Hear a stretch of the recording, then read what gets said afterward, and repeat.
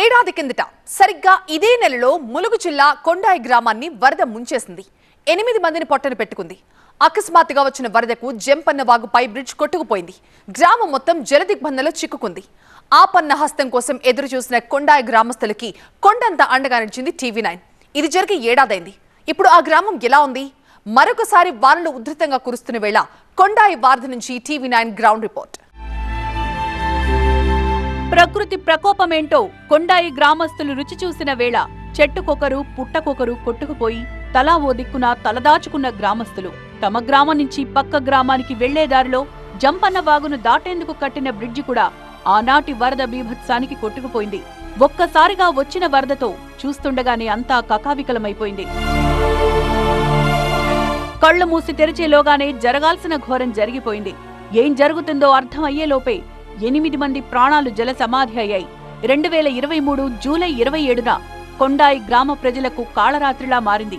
బయట ప్రపంచానికి సమాచారం తెలిస్తే కదా ఎవరైనా వచ్చి వారిని ఆదుకునేది. ఆ స్థితిలో ఒక లారీ డ్రైవర్ చేసిన ఒక్క ఫోన్ కాల్ కొండాయి ప్రజల పాలిట వరమైంది. ఆ లారీ డ్రైవర్ వరద ప్రమాదాన్ని గమనించి టీవీ9 కు కాల్ చేశారు. అంతే, టీవీ9 మేనేజింగ్ ఎడిటర్ రజనీకాంత్ అప్రమత్తమయ్యారు. అవసరమైన ఆదేశాలిస్తూ సిబ్బందిని బాధితులను ఆదుకునే పనిలో పెట్టారు.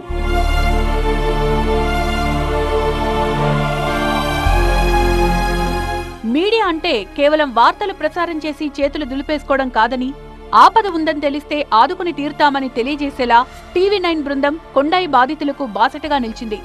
ఓవైపు భీకర వాన, మరోవైపు సర్వం కోల్పోయిన కొండాయి గ్రామం. సరిగ్గా ఈ నేపథ్యంలోనే కొండాయిని కాపాడే బాధ్యత తీసుకుంది టీవీ9.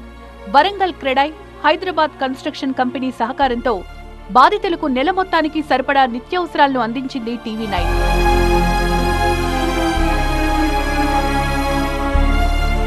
వరద ఉధృతికి జంపన్న వాగుపై ఉన్న వంతెన తెగిపోయింది. వరద తగ్గాక బాధితులను ఆదుకోవడంలో అందరికన్నా ముందే టీవీ9 అడుగేసింది. అధికార యంత్రాంగాన్ని అప్రమత్తం చేసి నిత్యావసరాలతో పాటు పైకప్పులు ఎగిరిపోయిన ఇళ్లపైన కప్పేందుకు కవర్లను సైతం తీసుకువెళ్లిచ్చింది.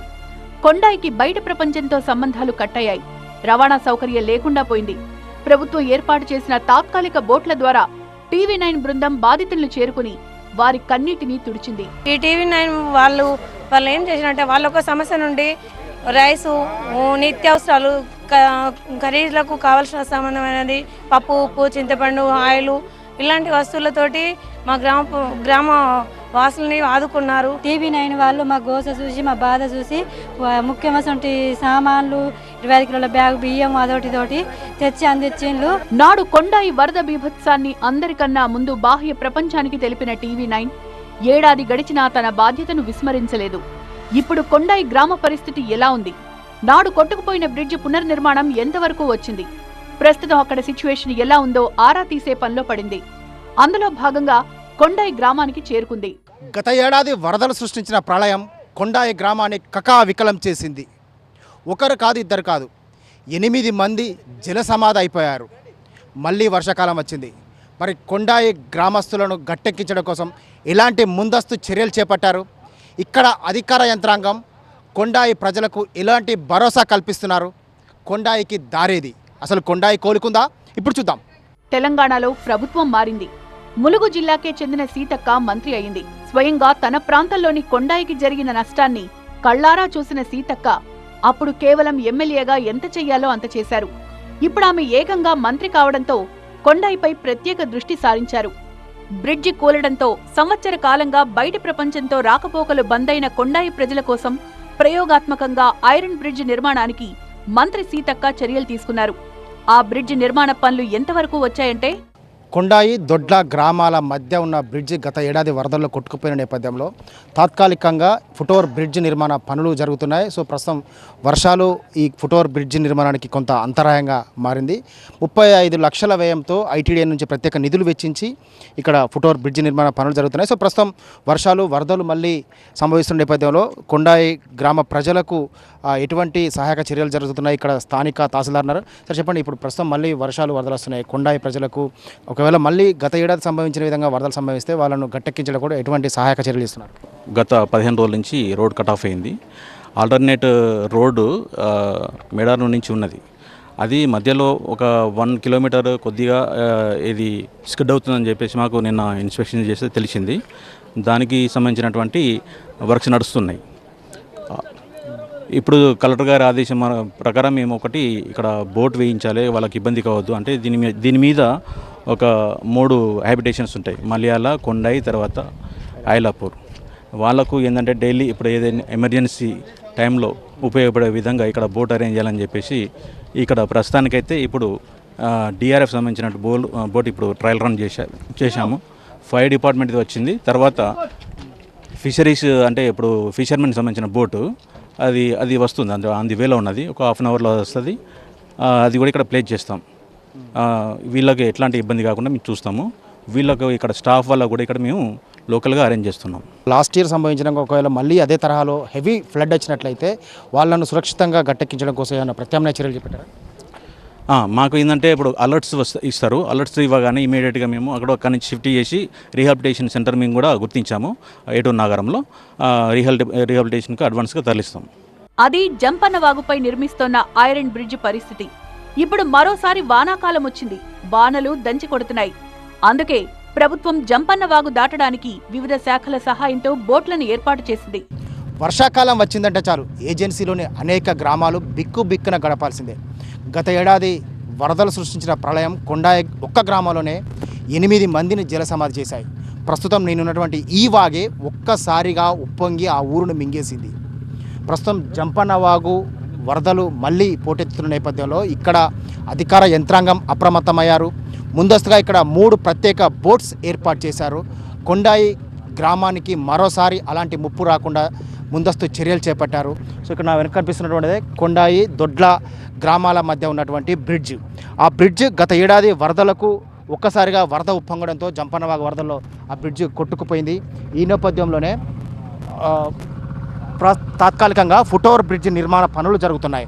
హెల్త్ సిబ్బందితో పాటు రెవెన్యూ, ఐటీడీఏ, పోలీస్ డిపార్ట్మెంట్, ప్రత్యేకంగా 12 మంది ఎన్డీఆర్ఎఫ్ సిబ్బందిని ఇక్కడ సిద్ధంగా ఉంచారు.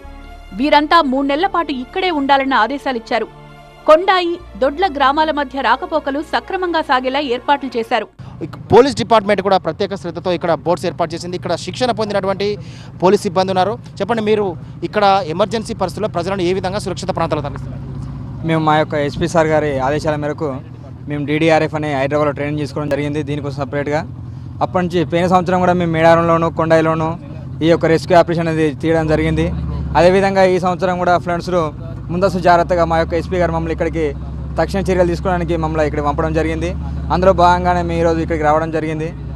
అందులో భాగంగా వాళ్ళ మార్నింగ్ కొంతమందిని దాటియడం, సివిలియన్స్ని సురక్షిత ప్రాంతాలకు అటువైపు గ్రామంలో ఉన్న దొడ్ల వారిని కొండాయి వారిని దొడ్ల వారికి వాళ్ళ యొక్క రాకపోకలకు ఎటువంటి అంతరాయం కలగకుండా మేము చూసుకోవడం జరిగింది. ఈ విధంగా ఎమర్జెన్సీ ఒక వరద గత ఏడాదిలాగా ఒక్కసారిగా ఉప్పొంగితే ఈ బోట్స్ రన్నింగ్ ఉంటుందా, ఎట్లా ఉంటుంది? ఒకవేళ పోయిన సంవత్సరం దాకా కూడా అయినా కానీ మా యొక్క దగ్గర టూరిజం బోట్లు, మా బోట్లు, ఎన్డీఆర్ఎఫ్ టీంలు, ఫైర్ డిపార్ట్మెంటు అన్ని శాఖల నుంచి ఒక 3-4 బోట్లు సిద్ధంగా ఉండడం జరిగింది.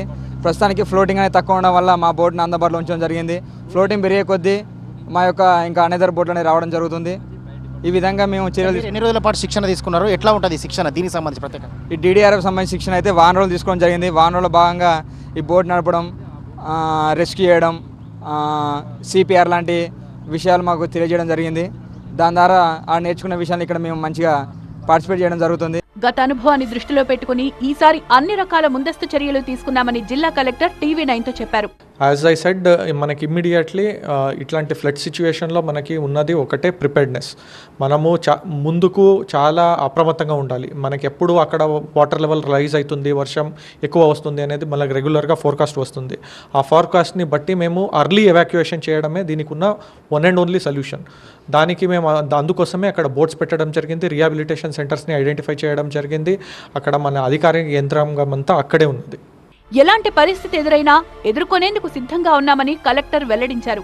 వివిధ శాఖల సిబ్బందిని కొండాయి కోసం కేటాయించినట్టు ఆయన చెప్పారు. మన పోలీస్ డిపార్ట్మెంట్ నుంచి కానివ్వండి, మన మెడికల్ డిపార్ట్మెంట్ నుంచి కానివ్వండి, పంచాయతీరాజ్ డిపార్ట్మెంట్ నుంచి కానివ్వండి, ఆ ఒక గ్రామానికి దాదాపు ఏం లేకపోయినా ఒక 10 మెంబర్స్ అయితే దాని మీద ఫోకస్ పెట్టి అన్ని డిపార్ట్మెంట్ శాఖల వాళ్ళు దానికి టీం వర్క్గా అక్కడ హెల్ప్ చేయడానికి రెడీగా ఉన్నాం.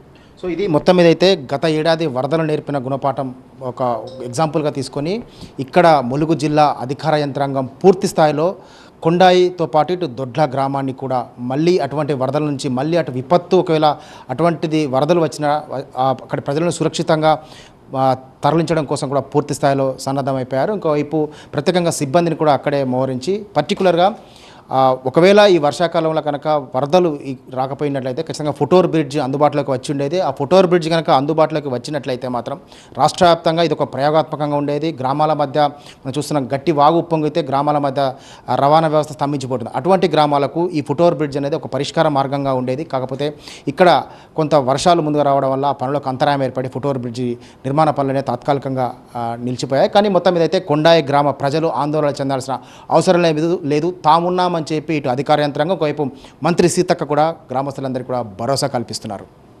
కెమెరా పర్సన్ మున్నాతో పెద్దీష్, TV9 వరంగల్.